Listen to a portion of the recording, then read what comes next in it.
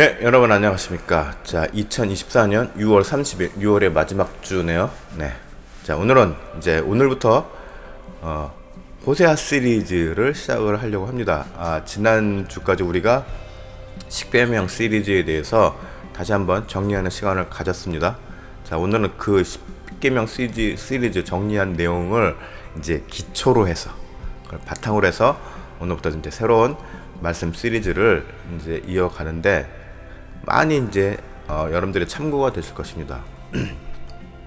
자, 오늘은 호세아 1장 1절에서 2절 말씀을 가지고 인생을 바쳐서 충성한다는 것이란 제목으로 여러분들과 말씀을 나누겠습니다.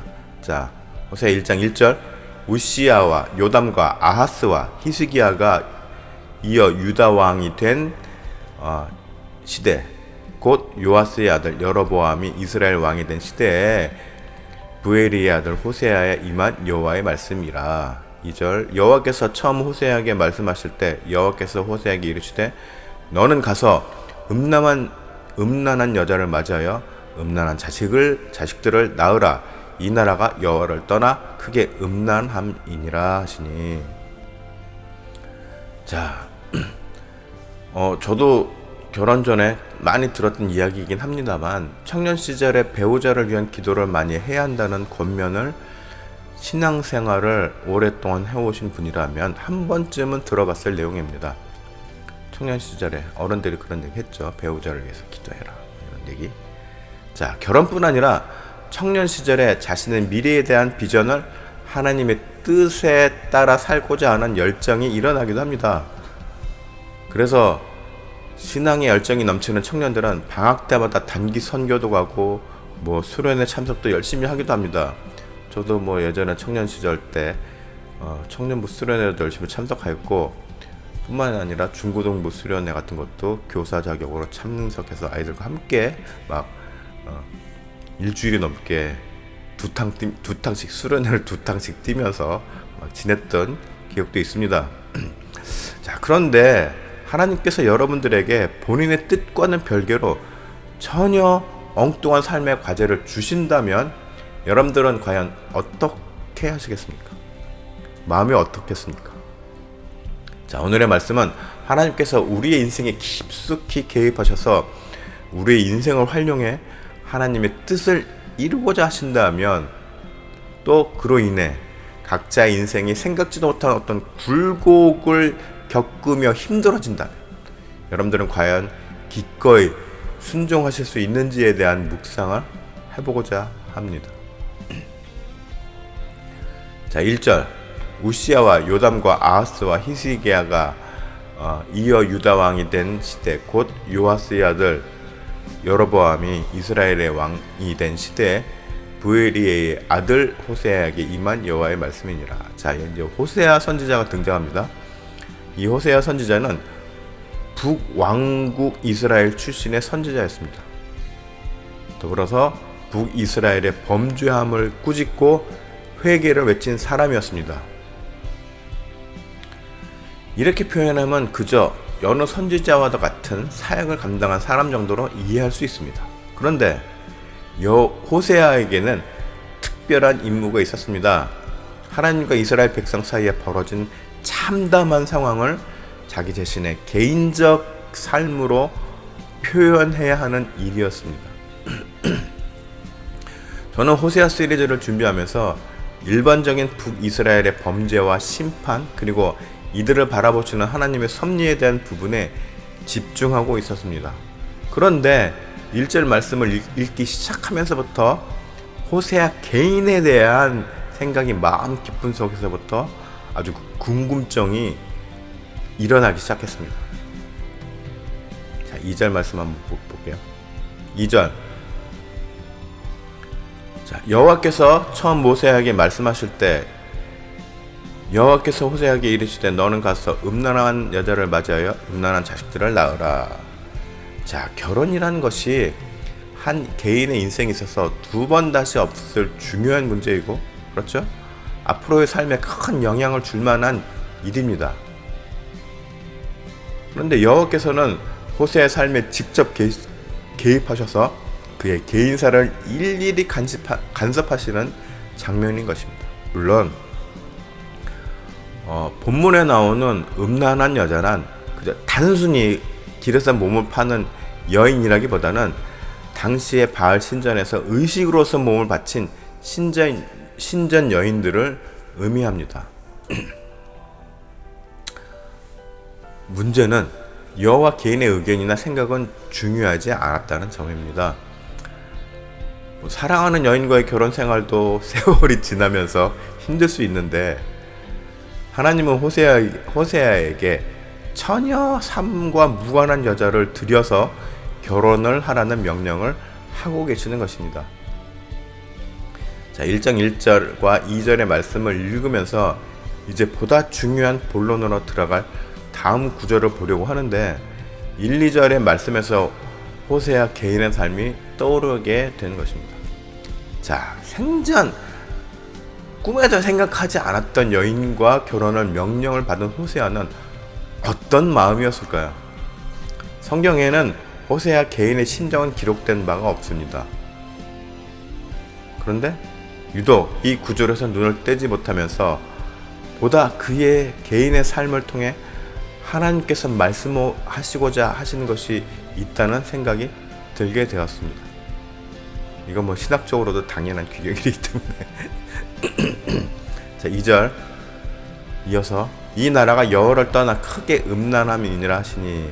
자, 이 구절을 보면 물론 하나님께서는 북이스라엘의 죄악을 지적하시면서 경고하시기 위해서 상징적인 표현을 호세아의 결혼을 통해서 하신 것이라고 이해할 수는 있습니다. 머리로는 그렇죠?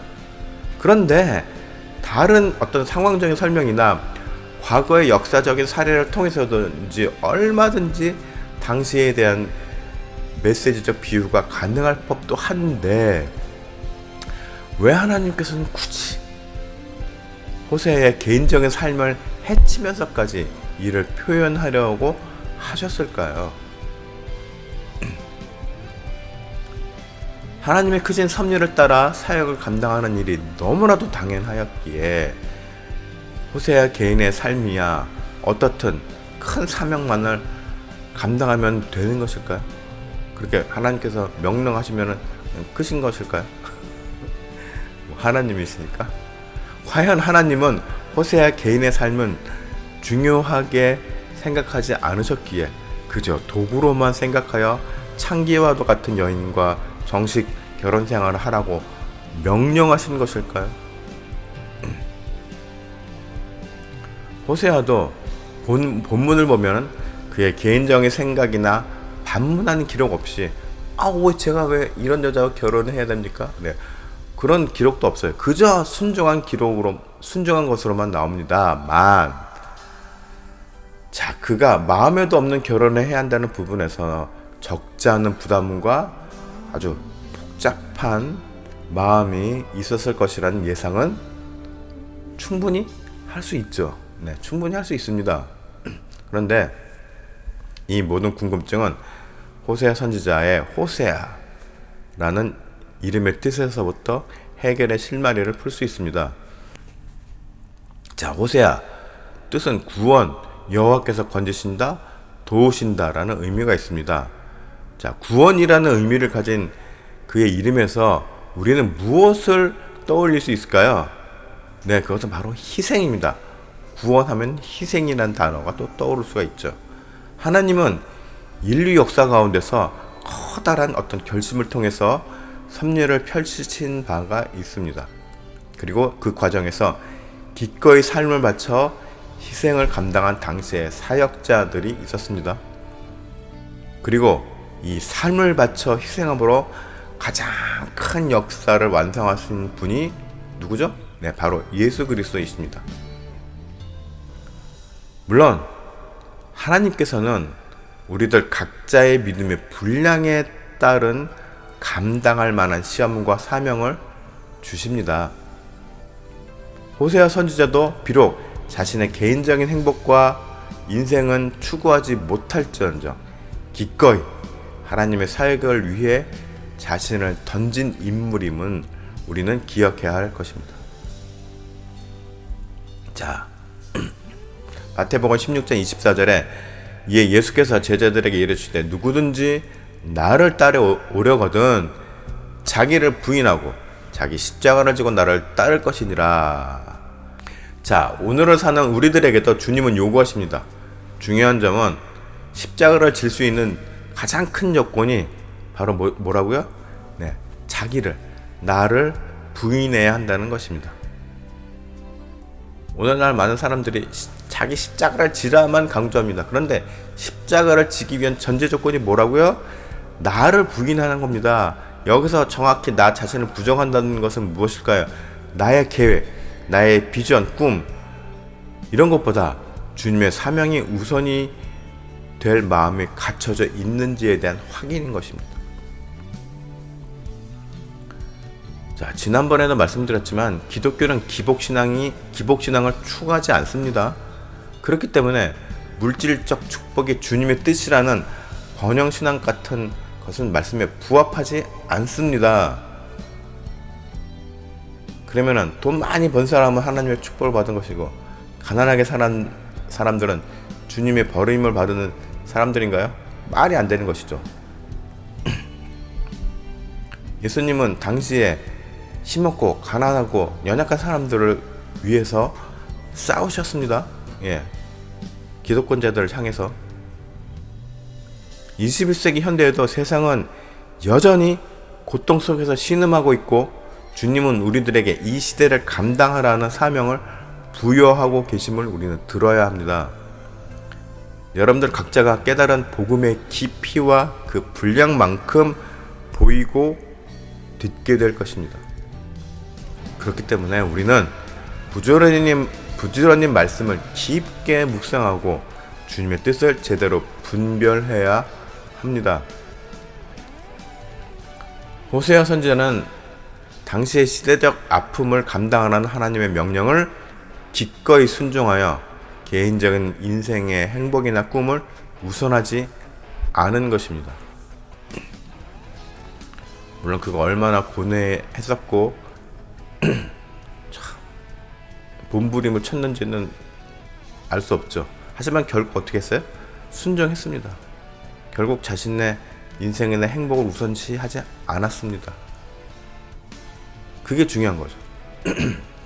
또 뭐 방법의 차이는 있지만 저도 물론 능동적으로 처음부터 이렇게 기꺼이 따른 것은 아니었지만 저는 끊임없이 질문하고 왜? why?